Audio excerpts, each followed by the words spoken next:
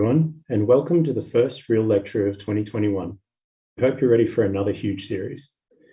Firstly, we'd like to acknowledge the Kulin Nation and pay our respects to their elders, past, present, and emerging. Tonight's guest is Dr. Stephen Neille.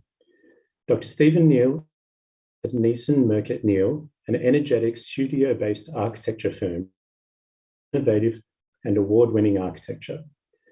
The studio works across a range of project scales from master plans to public, institutional, and community to bespoke houses.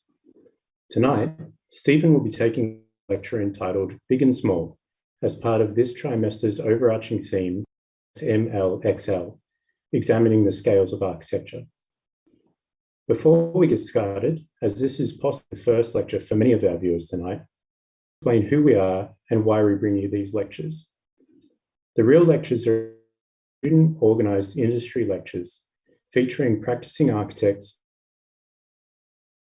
The real lectures have been running at Deakin University for over 10 years and were established to pursue engaging, topical, and thought-provoking architecture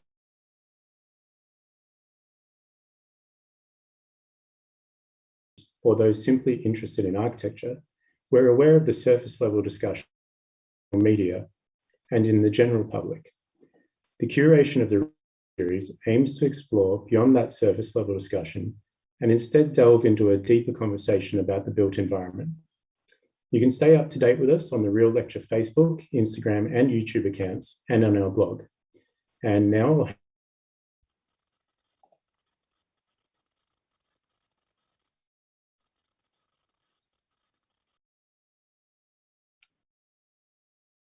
thanks, Robbie.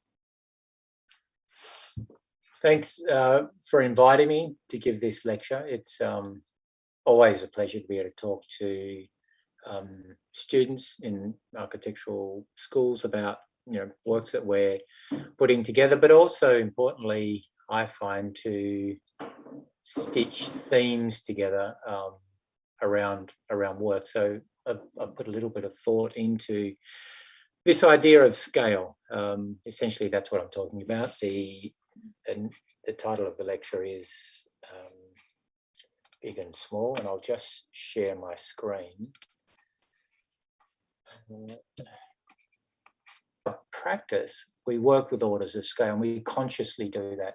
We consciously work with rooms of distinctly different scales because we believe these might bring a richness to everyday life, might belie even the smallest of buildings. A large portion of the plan may be given over to a fireplace or a skylight, almost oversized. And this feels spatially generous in contrast to an expected smallness. So we really like to deal with this sense of variety of scales within any project, but also scale projects slightly bigger or slightly smaller than you might expect it to be, so that there's a sense of this idea of what I call, which I've borrowed from others, Slotsky and others, a sense of strange making or the strangely familiar. So it's as if you've seen this thing before, but it's slightly odd, it's slightly other than what you may be used to. We work with scale to make architecture both intimate and monumental. So we like that sense of architecture of both scales, scale to the individual, scale to the collective, and scale to the city. A ceiling that you can almost touch, that folds up to the large edge of a very long building beside a very large open space. You'll see some of these thematics come out in the projects later. Can be intriguing.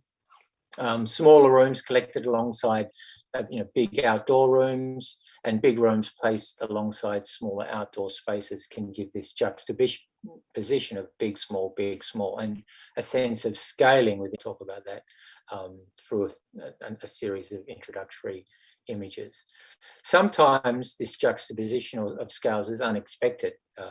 It can be a moment of spatial delight. It can be something that really, not really shocks you, but perhaps has this sense of tremoring. It's like, that's other than I would usually expect it to be, and it can work on our perceptual mechanism.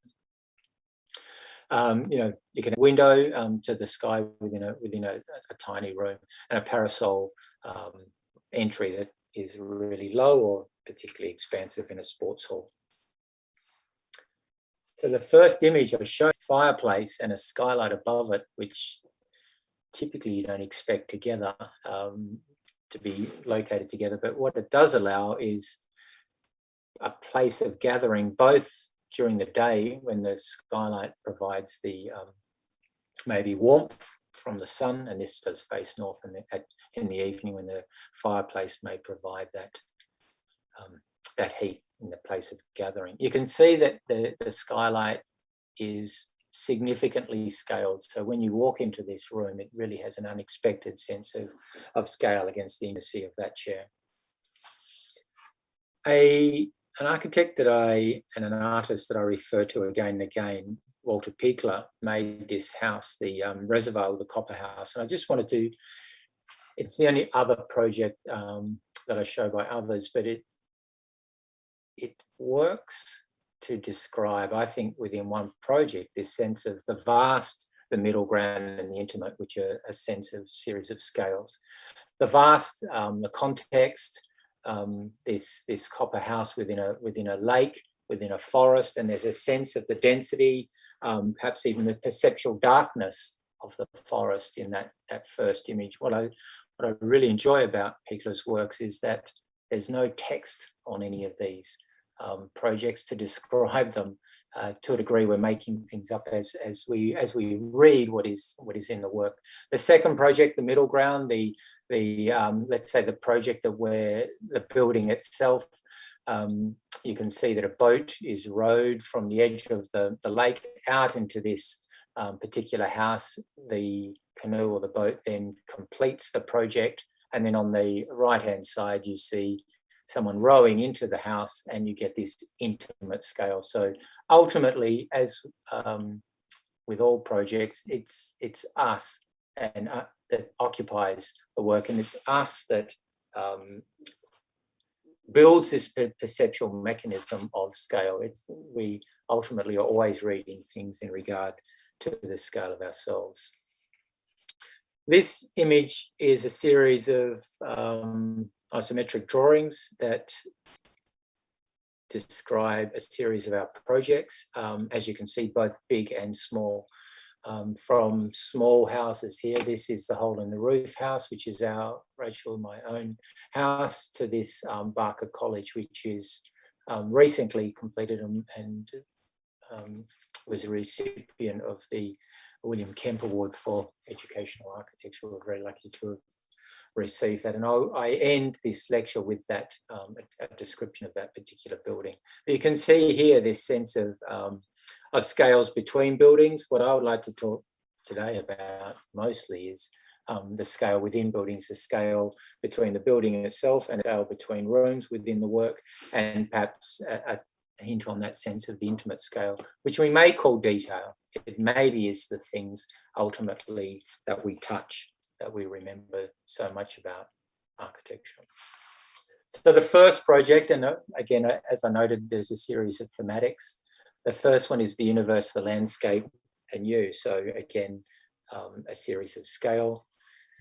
Here we are with the Larapinta campsites, where the scale that you're really dealing with here is the universe. And I quite like this image of people gathering around that place and engaging their sense of where they are in regard to that, the vastness of the sky above. And then the project, which is it's a rest place on a walk through the desert. You can see the tents down there. The large orange roof tent provides the communal eating, kitchen and so on, and then you can see the outdoor pollutions box down here, the green component. So here's the scale of settlement. So working very specifically with locating the larger tent amongst these existing trees. So scaling this tent to collective activities and to the scale of spaces that are allowed, and also the scale of the vehicles that need to bring the luggage as people walk from camp to camp. And then these other small components scaled to the human body. The plan showing the dining, the kitchen, and an outdoor eating area. the tent that describes all of those components. And then these components scaled to eating, group eating, to the ceremony of coming together as a smaller community. A sense of gathering, the scale of perhaps a group of 10 or 12 people, and the project really speaks of that type of scale. You can see the project, the roof scaling itself to the edges and then pushing up the edge, clearly connected to water drainage and so on, but also that lowering the light at the edges. And then the intimate scale, the essentials of washing in the morning or cleaning your teeth, a little bit of water, a mirror, and a view back out to that vast scale of the landscape. The next project deals with what is a little project and a big idea. The project, the Kulos House, or the 5-dock house, was designed on this site. This is the existing condition down here, building towards push towards the street and taking on the entire site. There was an idea to elongate the site so that each room had a relation, rather than some of these rooms that might be in a project like this, which don't really have a relationship with a deep landscape. You've got a boundary fence right beside you. This project was designed as a single family house, and we've just been asked to come back and locate a new gym on the other side of this pool. So we're looking to make a courtyard within the project. The idea for the project also, this could be scaled to the suburb, and that you could start to subdivide these sites in this way, and that everyone could share in this sense of north aspect and a series of rooms that are scaled to a reasonably generous landscape within what is the model series of rooms with walls between them, so that the orientation is from each room back out into this landscape. So living room to dining room to kitchen to bathrooms to bedrooms. Each has a sense of its own courtyard and its own room. The plan, which shows that that journey from the street into the living area, through these transition zones, into the kitchen dining with its own pond, into the bathroom laundry, and then into the bedrooms, and then again through this final doorway into the sense of the section, allowing a scaling of rooms within that. So 2 stories of rooms at the high end, and single level rooms to the left. Those rooms scaled to their gardens. The stairs providing, I suppose, a sense of intimacy as you move towards the rear of the site. And then these large windows really maximising the sense of the presence of landscape when you're in that room, because of the enormity of the opening. The garden, although it's actually quite small, has a perceptual presence within the project. The next thematic is a thing that we call the Venetian room. Now, the Venetian room, I don't have an image of the Venetian room. I'm sorry I didn't provide that. I'm just remembering it now.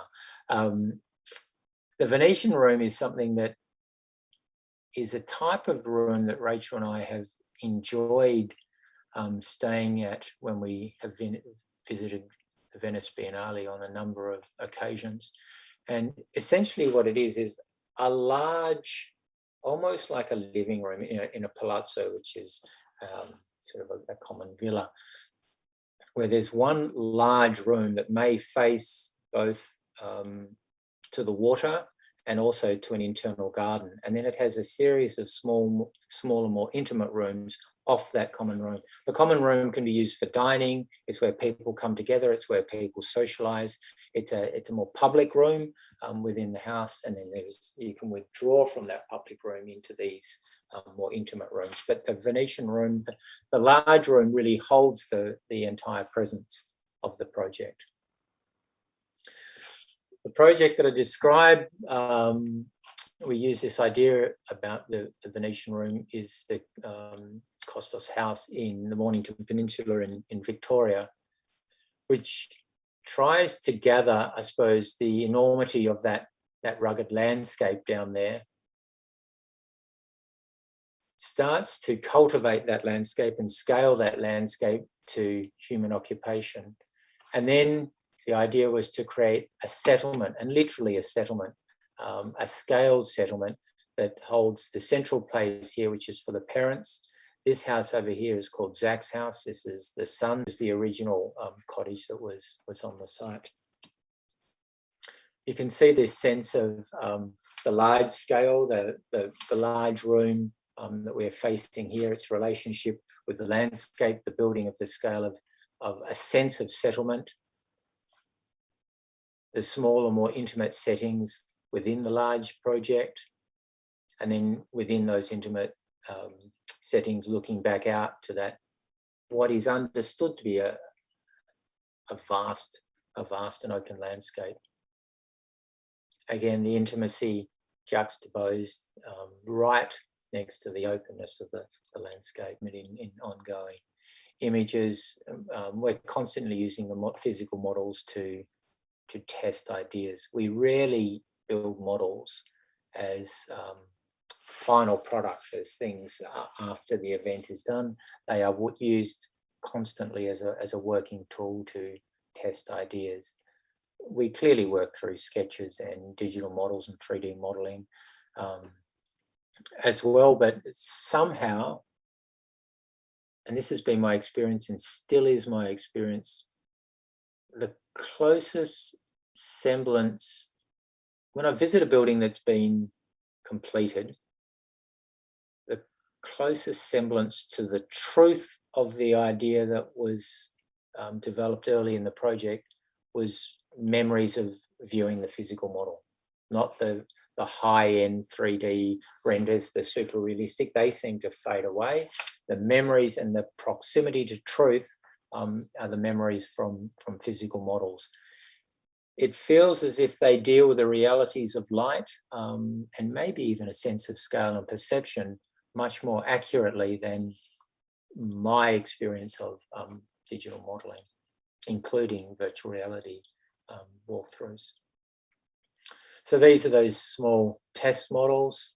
This is the highly compressed areas for the grade 1s and 2s. Looking down towards the larger spaces as it's starting to open up. And then these are the largest spaces at the other end for the grade 3s and 4s. There they are assembling outside. There's that larger courtyards with for larger groups where parents meet and so on. And then there's another smaller courtyard on this right-hand side.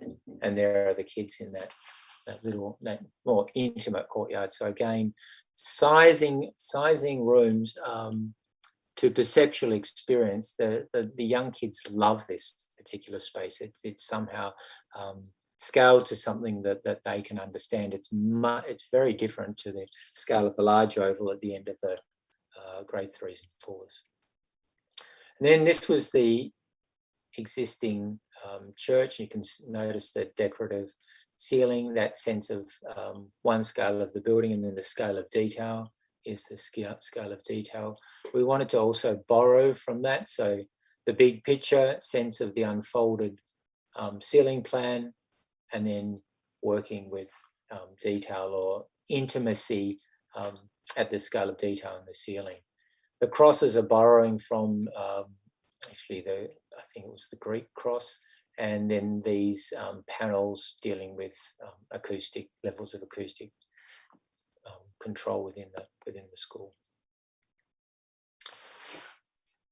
The next project deals with this idea of scaling to the public event, to public gathering, and in this instance on Gadigal land, and it's the Prince Alfred Park pool near Central Station in Sydney.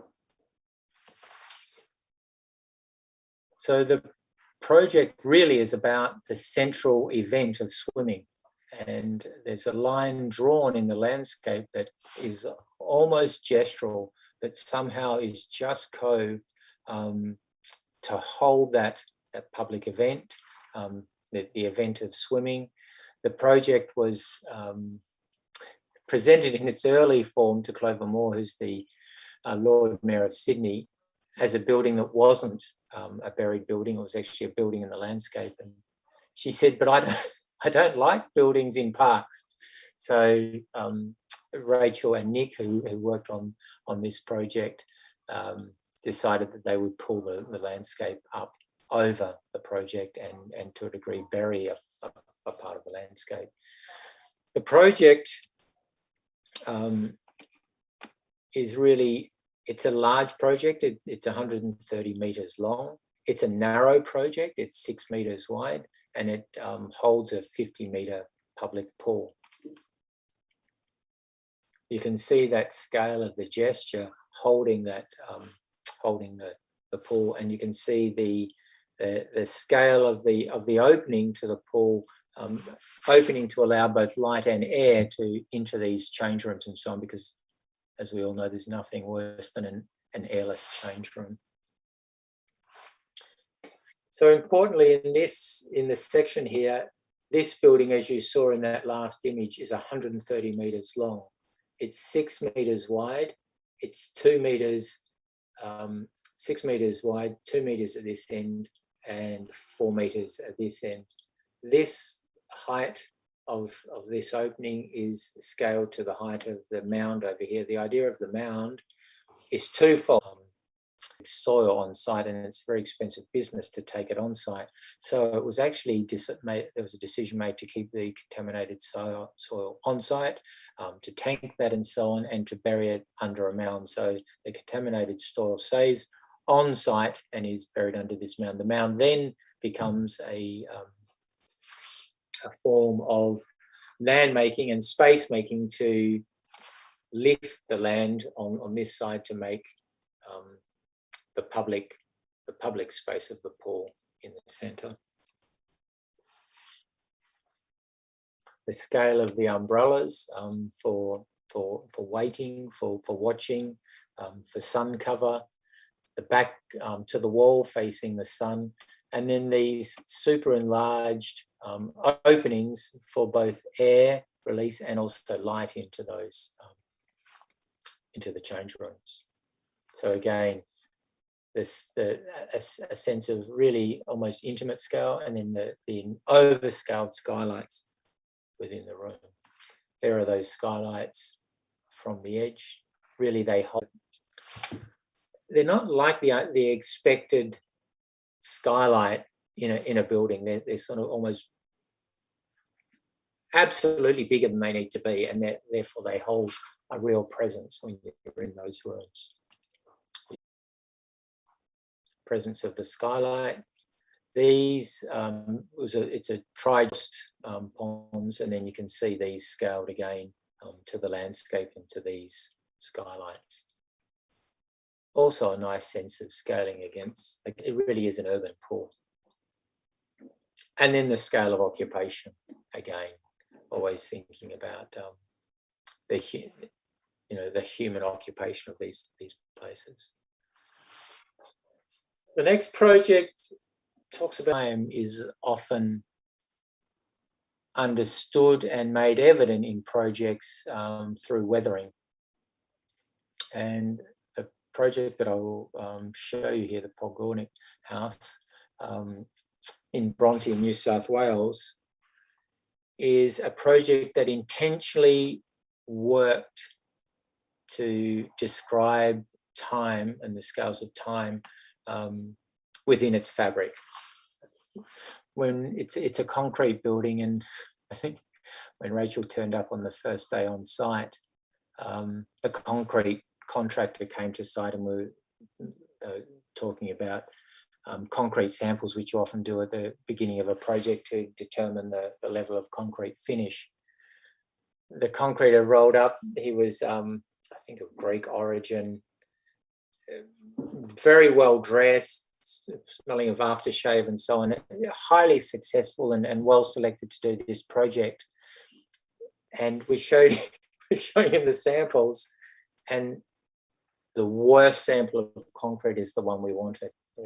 He said, "You really want me to do that?" We're like, "Yeah, you've got to do your worst. He is perfecting concrete. You want me to do the worst job of my life?" And the answer was yes.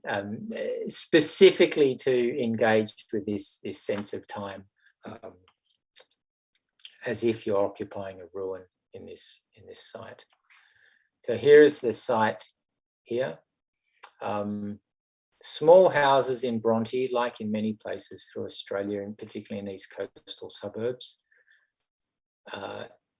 typically are building very large houses on relatively overscaled to the land. In this instance, the clients have 2 pieces of land.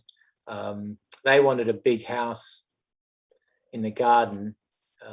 The idea in the project was really to provide a big garden with a house. So the house itself, which is a big house, was pushed right to the boundary so that the garden was the predominant sense of the overall project. You can see again the vastness of the landscape, and then you'll see on the other side almost a courtyard, so creating a sense of intimacy within that landscape.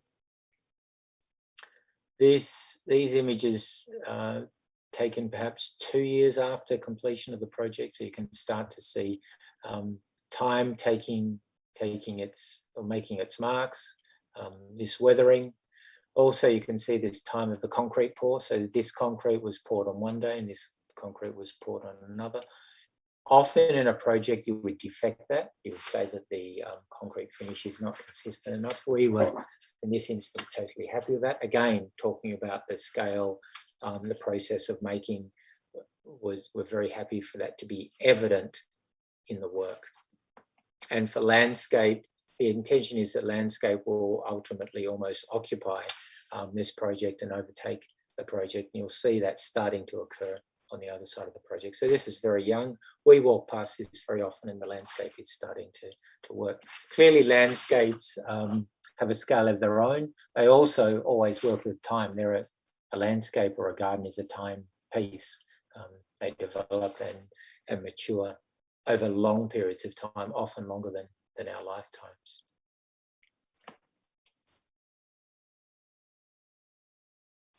Again, the scale of time evident. The long time, the evidence of that continuing and going of the rainy season. So water comes, it channels into these V connections between the individual windows and ultimately stain the concrete in making very specific patterns. The weathering of the project,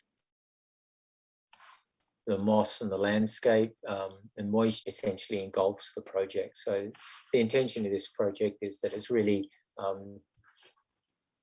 the building starts off as the big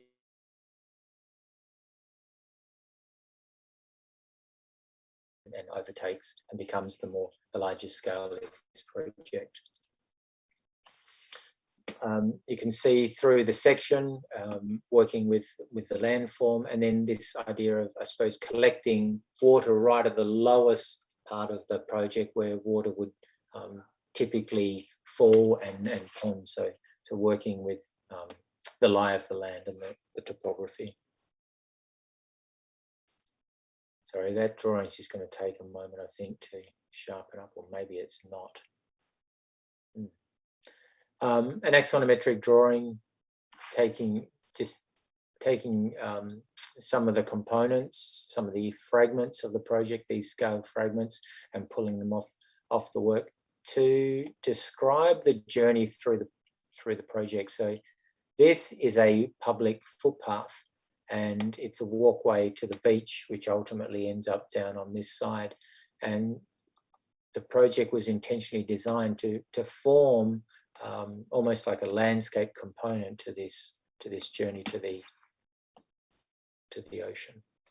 And then there's a series of journeys through the house itself. So you can come up this. You saw that image of the path in the garden up through here, comes up into the kids' family room, up some stairs and a spiral stair, which you'll see in a moment, through here into the main living space. You can come down through here, out into a balcony, down some stairs and back down into the pool level. So there's a scale, I suppose, of time also within the project.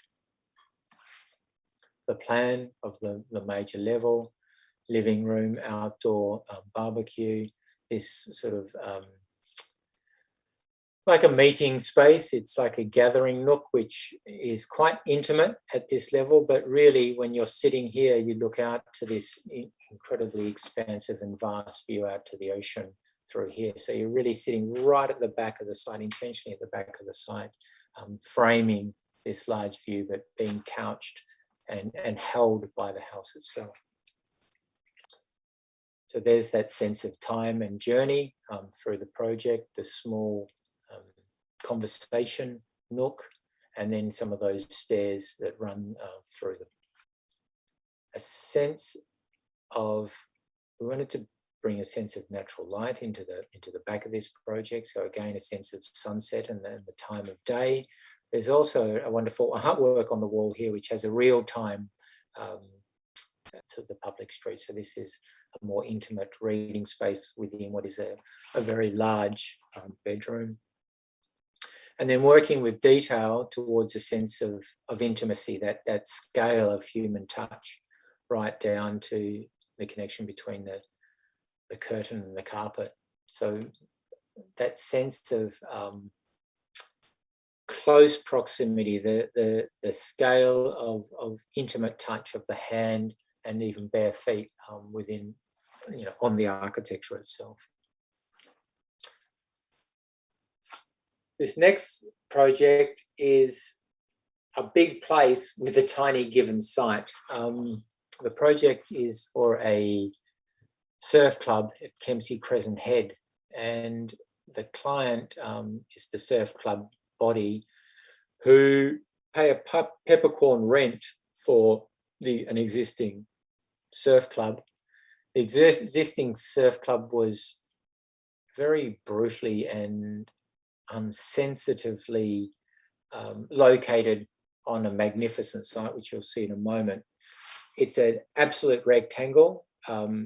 Because they pay peppercorn rent to the government for the lease of the project, when we're commissioned to do this project, one of the understandings and caveats of the project through government control was that nothing could go outside of that, the scale of that site. So here's the site, Crescent Head Beach, the Crescent Head itself, very famous surf beach through here. And this is the tiny site in a very big place, right at the intersection of the mouth of a river, creek, out into the ocean. So there's the vastness of the site, of the setting, and this is the rectilinear nature of the site that was given, that we had to work with. So the challenge was, how do you build presence and how do you build scale out of something of this geometry? You literally can't go within that landscape. There was a series of components to the setting that are very unique. So you've got the point break out here, the famous point break, so Crescent Head here. You've got Hat Head 7 kilometres away, so a long distant view over here. And then you've got this sort of wonderful crescent-shaped beach, a long view here. You've got more intimate views back to the creek, and a lot of people play, kids play in this, or everyone plays in this creek because it's tidal, it runs both directions during summer, so there's a lot of intimate play here. And then there's a view back to the township here. So it was about, how do you scale the project to its site, how do you give it some presence, and how do you make a series of openings in this project that are scaled perhaps to and related directly to the view that they're trying to frame.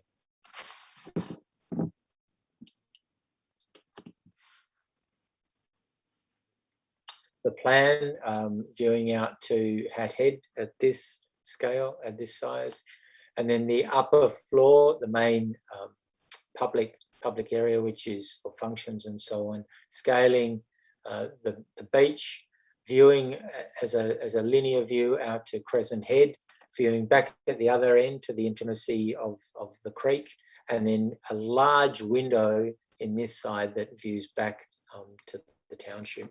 So you'll see a sense of those scalings of openings within the project, and you can see the exterior of the project absolutely maintaining the regularity of that. The material of the project was drawn from its context, from its settings. So these are pipi shells collected by Rachel's daughter Alice on site, and then these are a series of glazed bricks relating, somehow building a relationship with the nature of the materials found on site. A series of studies of the formation of the project. Again, because the plan was given, the only components that you could move within was within the heights. So to get a sense of dynamic within the project, you could work within the roof form. And there's that project on its rectilinear site within its setting, holding a much greater presence than really the size the project would typically allow. I thought this was a beautiful image because of the scale of the flag in the foreground and the tiny building in the background. And then the scale, large window to go for rescue craft, and then the more intimate scale of these smaller rooms and showers and so on behind this screen. So you can see the project is made of brick. So there's the scale of the brick comes into being, the patination of colour, so the mixing of the blue, the yellow, and the cream bricks gathering in the corner, the blue corner here, and then lighter in this corner. And then these openings scale to the scale of brickwork. Scaling to gathering. The pipi shell type bricks against the context in which they sit. The scale of the individual brick, the scale of the brick allows. And then the roof is a new lock system roof. It's what you call a rain shield. So there's actually a membrane roof below this. These tiles are essentially ordinary bathroom tiles, source in similar colours to the glazed bricks. So the intention was to get a formation, a three-dimensional form to the project that was consistent across all of its facades. So it's definitely working with this idea of the fifth facade, which Jorn Utzon coined when he was talking about the Sydney Opera House. That dimension from above and from other angles was the fifth facade. Scaling of the brick and the tile pattern within the unfolded elevations, construction image, process of building this project, and then the large opening out to Crescent Head, the operable opening, Hat Head to this end, and then down to the beach. Scaling the lights really hanging from the ceiling to build the presence of a space down at this level. And then that large window back to the town. And then the smaller windows allowing a different scale of light into these more private places, the bathrooms and the change rooms. And then the scale of occupation, the types of human occupation that the building encourages and facilitates. And then the final project is the Barker College project, which is scaled for everybody. It's a very large building. It's the largest project we as a practice have ever built. It's for 5 indoor basketball courts, and when we were invited to join a competition to do this project, 7 or whichever number it was, which was a tree that had to be saved at all costs. So ultimately we opened up the corner and so on. Nothing could go into the root zone. And there's a little conversation between those two, between building and landscape. Early models, you can see using the topography here, which we understand may have been travel lines for early indigenous groups. The Darug people often travel on the ridge lines through Sydney, and we believe this may have been one of those ridge lines. So it's been a journey place. We were looking to make a more intimate scale on this side, and then you'll see a much larger scale on the southern side at the field where they play soccer and rugby, and I think cricket in summer. There was a clear order to the project. We wanted to enter from the avenue across this bridge and view really out to the field. There was an idea about every child, every moment, every experience, every day. So Philip was interested that it wasn't just the sporty kids that should enjoy this building. It needed to be everyone, and it needed to be kids from the junior school and from the senior school. So there needed to be a variety of scales of space within the project, which would allow people to find corners or find homes, find places where they could sort of gravitate to within the project. An early sketch looking at how we might hold these large spaces within. This is storage, and which is cut into the landscape on this northern side. We created a bridge between two show courts on this side and three other courts on this side. And at this end, the roof dips down to make a lower scaled court at this end where the junior school kids play, and then a series of classrooms on this southern side looking out to the field, and intentionally making these gaps between each of these classroom blocks in order to get cross ventilation across this building. Of course, the school always wanted to fill in. We had to have arguments with them. Maybe on a monthly basis, they wanted a space grab. They always saw these as empty spaces. We had to reassure them that these would be used for in breaks between classes, and that it was essential for cross ventilation through the project. The plan itself, the two show courts on the right, bleachers to this side for viewing these games, a cafe at the top of the stairway, and then these classrooms on the southern side, anchoring the building between these two linear directions. There's the scale of the building from the oval, which has clearly a significant scale and a significant presence. This is those spaces between the classrooms. This was an existing building down here, which we built over, and then the scale of these large sport and so on, and then an opening at this side. This was one of the first sketches that I did, response to Philip's request or desire that every child, every day, every experience mattered. And we wanted this sense that when you entered into the building from Unwin, that you were, in a sense, both immersed in sport, but also immersed in landscape. So that the existing campus, which is a wonderful landscape campus, was present with you all the time. It wasn't a hermetically sealed box that when you went into netball or do fencing or exercising, that you weren't shut away from the beauty of the landscape of the project, that you were constantly surrounded and part of the overall setting. And that was really critical to our architectural approach, that it could not be a hermetically sealed project. Their other basketball court was built in the 1960s, was precisely that. It was a brick building. You went in through two double sets of double doors. There was small skylights at the top, and that was it. You were locked away. We wanted to immerse kids, teachers, parents, visitors in that wonderful landscape of Barker College. So there it is. There's that bridge. That's the sort of the entry point on entering into the project, always aware of the field and the landscape beyond.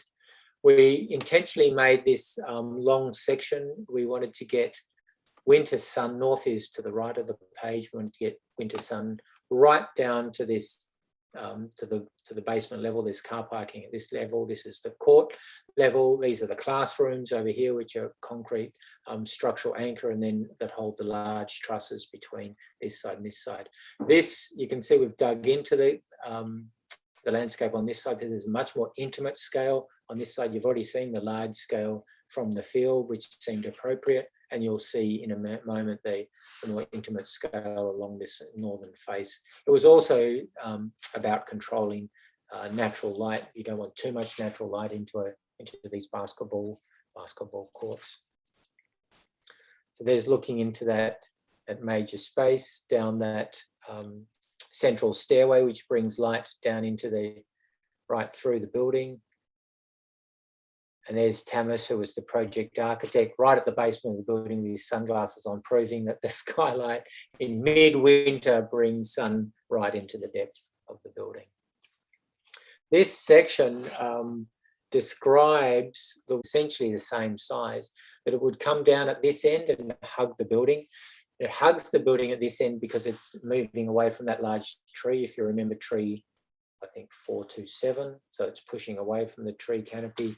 And then this is the entry to the building that is, it's opening up to form the main entry. Here is that canopy of work, looking both into the building and the ability to look out of the building. This is that canopy pushing in to keep away from the tree, opening up to form an entrance to the bridge, framing the views, scaling itself as it walks. You move down the topography. This sense of intimate scale on the northern side of the project. Again, the intimacy with this single tree. The building scaling itself and lining itself to the topography. The enormous scale at this western side of the building, which is directly above the intimate scale of these yarning circles where kids gather and talk. Again, working through physical models,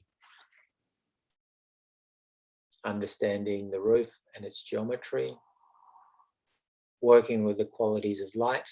It does feel often when you're in this project almost that you're occupying a landscape on a misty day. It's got a really beautiful quality of consistent quality of light, which is they've found very good for sports events.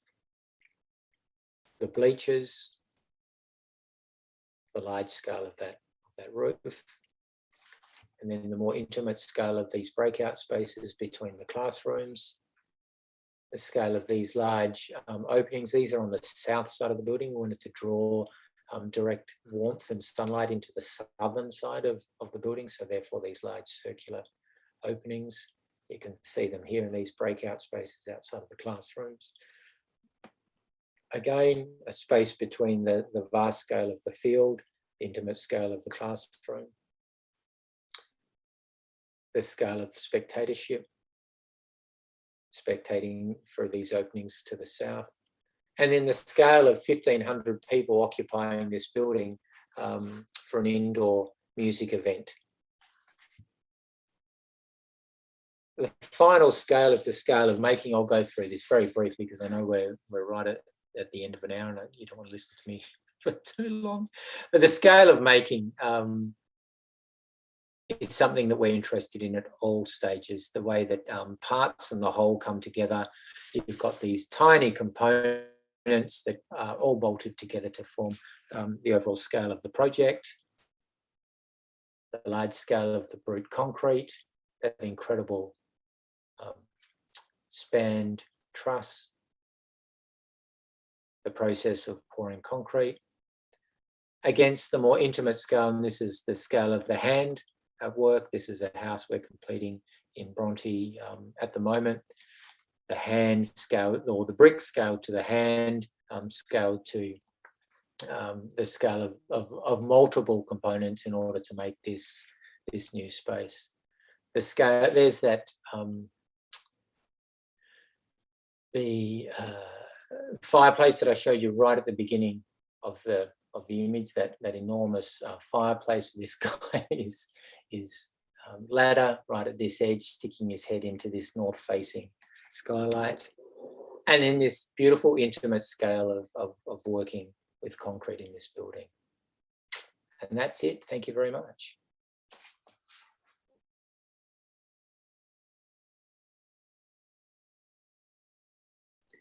All right, thanks, Steve. Brilliant. We've got a few questions as usual. I'll get Katie to help me read out some of them. And if any viewers have questions, please put them in the live chat below. So I'll start off. Stephen, looking at what you've presented tonight, you work on a lot of different scales. Is there a project size that you prefer to work on over another, or does the variety keep it interesting each time? No, there's definitely not a scale that we prefer. In fact, we love the pursuit of the variety of both building scales and building types. And, you know, if there's a building type we haven't done before, we'd often put up our hands to do one, because it keeps us keen. We love the challenge of the newness of a project. We have done a number of education buildings. We have done a number of houses where we're doing multi-housing. We've just completed the Australian Museum, which is a very large public project, and we love the scale of all of those projects. Getting your head around those multiple scales and projects, you know, on a regular basis, difficult from time to time. But Rachel and I are all, and together with Giles and Tamis and others within that practice, Nick, talking about this sense of juxtaposition. Houses probably are the most draining project in terms of client relationship, because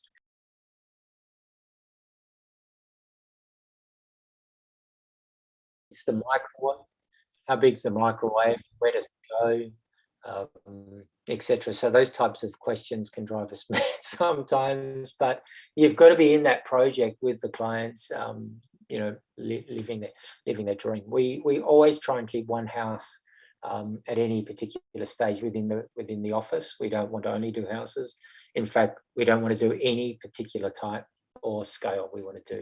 We are fundamentally committed to and noted in our practice charter that we want to work across a variety of scales and types.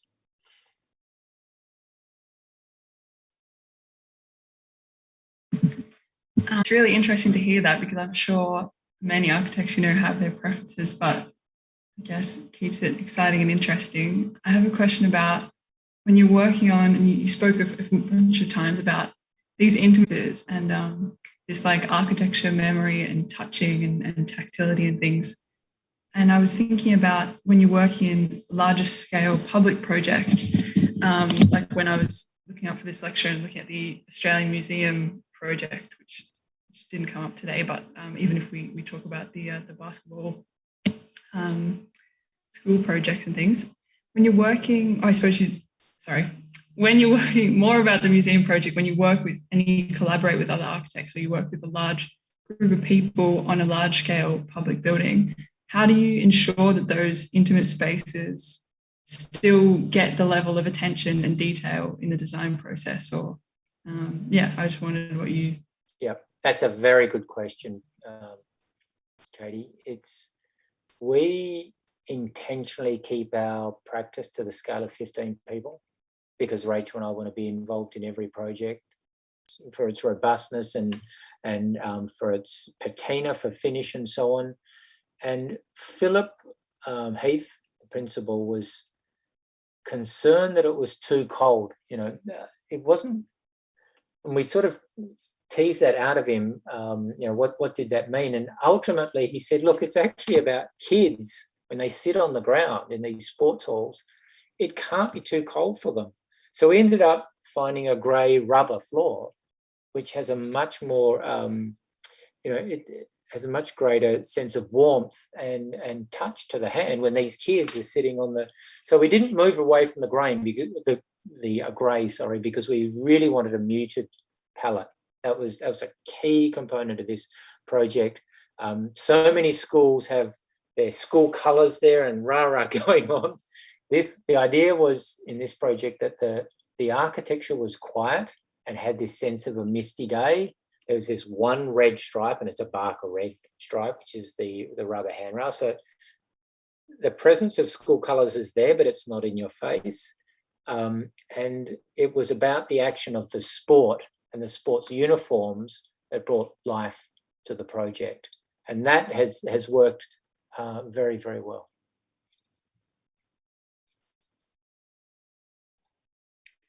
Okay. Stephen, you've shown us many physical models tonight. Do you find that they're easier for clients to visualize the project rather than digital models? And do you feel that physical model making is a bit of a dying art, or is there still a need for them? Well, as far as our practice is concerned, all of those things are resonating together, and they resonate most potently for us in a physical model. That's not to belie the sketch, because that's critical. The diagram is a critical component. Digital renderings are amazing components in helping particularly clients, visualize a project, because it puts an abstraction, because actually a rendering is an abstraction. It's not the real thing. The real thing's the building. It puts an abstraction into a perceptual. It gives them a perceptual reading that they can equate with their reading of the world outside, so that clients can see it and they can understand some of the things that you're talking about. Certainly for me, it doesn't resonate anywhere near as powerfully as the physical model. And but for clients, I think 3D renderings and digital fly-throughs we have found to be the most compelling for them. And you can show them a plan, you can show them physical models, and they go, yeah. And then you show them a fly-through and they're, oh, that's what it's like. And you're like, well, it's been there the whole time. But that's the one that for lay clients seems to have the most impact. So we use Twinmotion we use ArchiCAD to make three-dimensional models. We then pull it into Twinmotion and describe that to clients, and they find that very, very compelling, to the point where we did have a client in the office once who was doubting us as a practice whether we could handle the project, and so it was another large-scale project. We were quite young. They were doubting it. Can you do the job? So we brought them into the office and showed them all the physical models. They said, oh, you make a lot of physical models. We're like, yeah. And he said, I prefer fly-throughs. These digital, these physical models, forget those. So we're like, oh my God. And at that stage, we weren't doing fly-throughs. We now do. So, you come at architecture from so many points of view. I value all of those points of view. And I would say we use every method of visualization, and we make sample boards, physical materials. We do digital fly-throughs. We make plans and sections. I still do walk around the studio all the time, because I watch particularly younger graduates sitting in that bloody digital space, which is a wonderful space, but not getting out of it. You can fly around a project 1,000 times and it's not going to tell you much more. I asked them to just stop, cut me a section, and you've got to actually choose the section. These are informed decisions. Of course, in ArchiCAD, you can cut a section anywhere you like, but not all of them are actually that meaningful. So you've got to cut a meaningful section that shows you a relationship between a smaller room outside and a bigger room inside, or that shows you relationships, and then you need to print them to a scale. And I get people to print out their projects, their particularly sections at 1:50, and pin them to the wall beside their desk, so that whilst they're in the digital model, they've also got something that is, let's call it slow time. It's a consistent, that section doesn't change. It's a consistent message back to you while the model in front of you is changing and you're getting all these different aspects. But those fundamental relationships between thicknesses, between proportions of rooms, yes, they do change in minor ways when you change them in the model, but they don't change because you change your point of view by moving your perspective point. So they're all valuable. They really are. And as far as we're concerned, physical models will never disappear. We're just designing a house for ourselves at the moment, and I've got a model somewhere. I think it's down here. Here it is. Like, it doesn't leave my side, so I'm doing this all of the time. And then we're cutting it apart and changing it and putting new roofs on it, and such a valuable tool. And I was talking to, in fact, one of our graduate architects in their office today, Lily. We were going to a site visit and we were talking about her uni days. She'd studied at University of Sydney in her first degree and then University of Melbourne, I think, in her second degree. And she was lamenting the loss of the physical model. She'd built a lot of physical models in her first degree, and then in her second degree it became much more digital, and she was lamenting the loss of that, the sense of the ability to make. But I think finished models don't interest me so much. It's much more the process. It doesn't mean they're necessarily rough. This is quite a beautiful model. It's a working model, and it has what we call, well, I like to call, approximation to truth. When you scale a model, it's got approximation to truth. It has to be accurate enough that it gives you the right idea of the project, and not sloppy enough that it doesn't resonate with the ideas that you intend to be in the project. So there's every student that comes into the office, we have one every year that does a year with us with their year out. That's sort of the basic. My fundamental message is, this proximity to truth, this approximation, because it's an abstraction, and it can't be too fine a detail, because you spend 2 weeks making a model and I'm trying to test something in 2 days. So you've got to find this balance between the accuracy, understanding the idea, and putting the model together. I think it's a nice way to think of it. Like, there's a time and a place for each. What, like, you have to remember the fundamentals and like you say, that the truth of model making. But then when it comes to a client, you're trying to communicate an idea and they want to see a fly through. I suppose you find the time and the place for that. Yep. I was going to ask about the picture that you had with some kids pressed up against that window and the Wongal Land Primary School.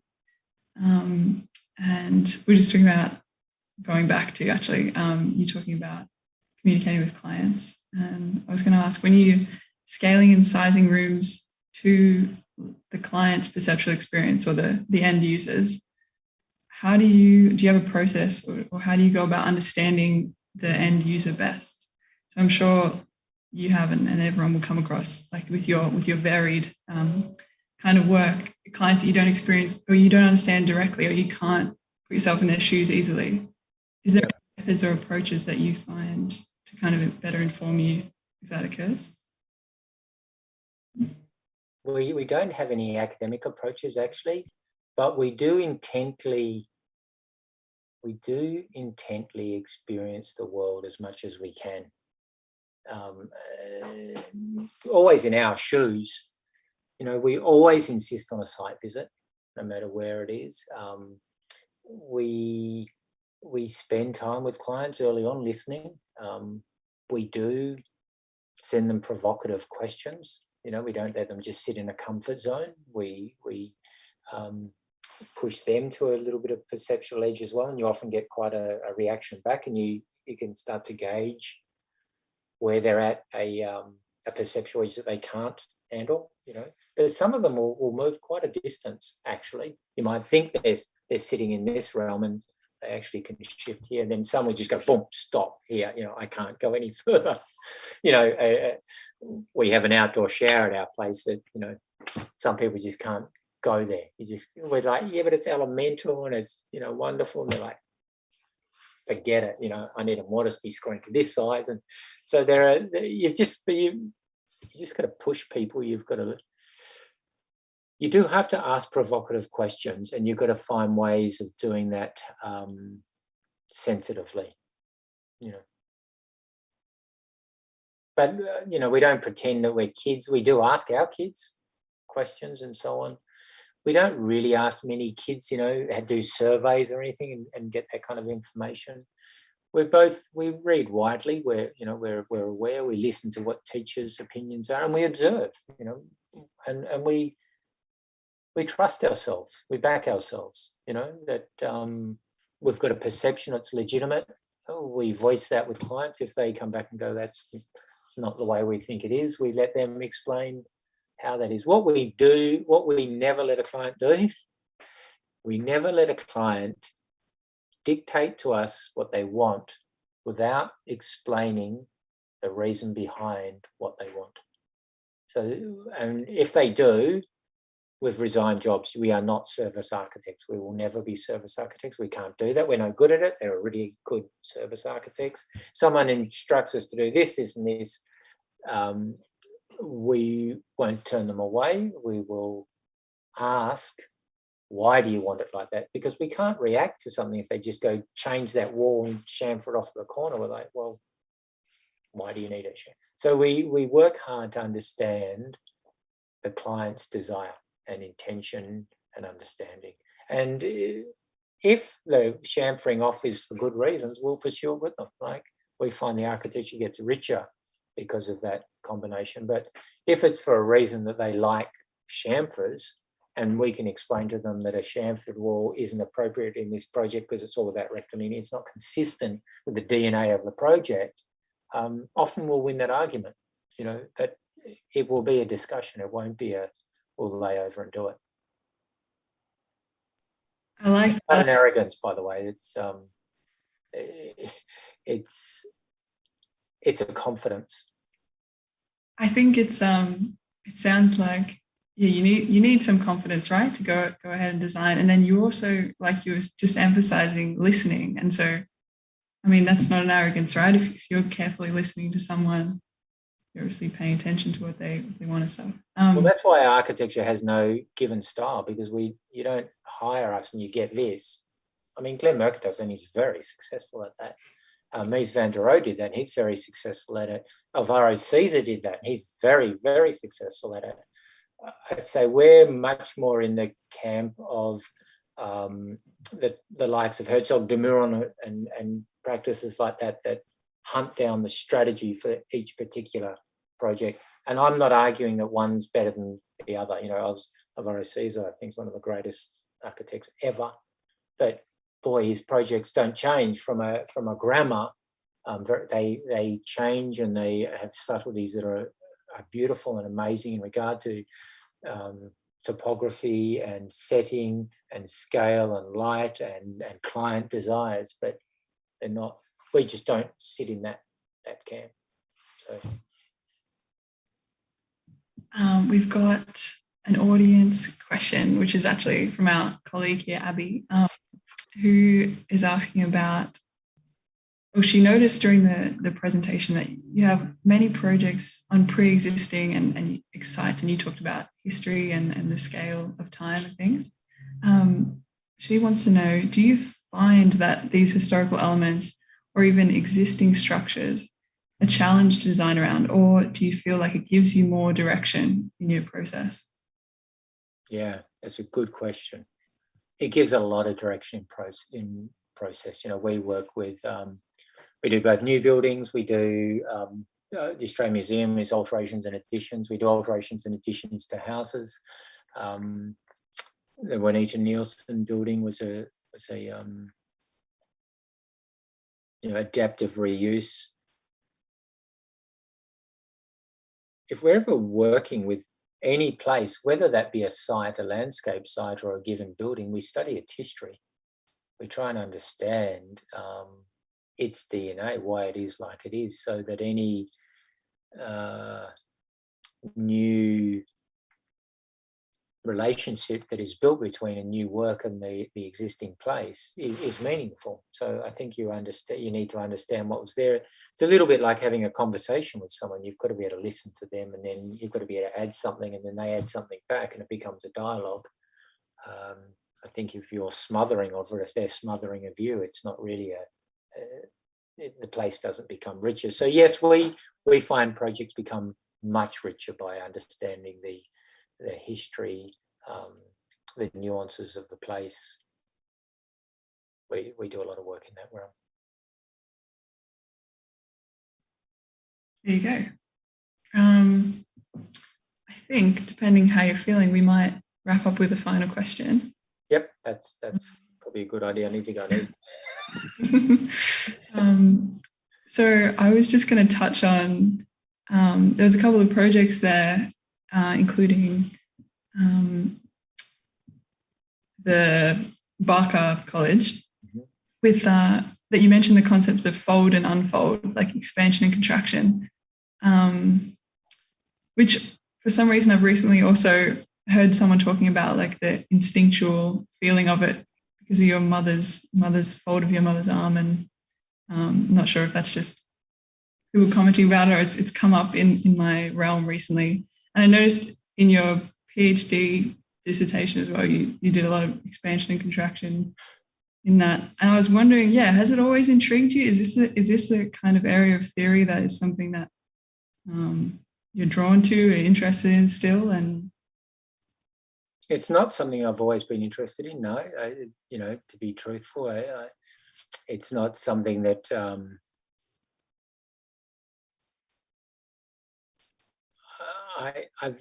it's something that I think I came to understand in time, drawing on academic readings. For instance, Frank Lloyd Wright spoke about it very explicitly. He would intentionally make lower ceilings at entries, and then compression and release. Also, then gauging that against my own childhood and upbringing. I'm claustrophobic quite intently like that, so circuitized spaces don't work for me. So my trip to Egypt was a bit difficult, trying to get into some of the terms. I literally freeze. But, significant perceptual changes go on within me according to scales of rooms, including the elation of camping and being under those expansive stars, to the absolute terror of being in a tight space, to the point that if my sleeping bag's too tight, I have to wiggle out of it. It's that kind of thing. But so becoming aware of that, becoming aware of my spatial sensibilities, and then connecting that with academic reading, reading people like Christopher Alexander talking about many types of space, and then just expanding that as a way of operating in the world. I think that's it.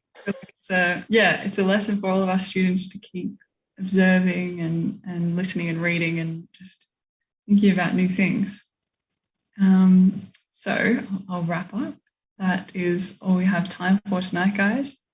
I'd like to thank Stephen again for joining us here for our first real lecture back in 2021. Really appreciate you coming and spending your evening with us, Stephen.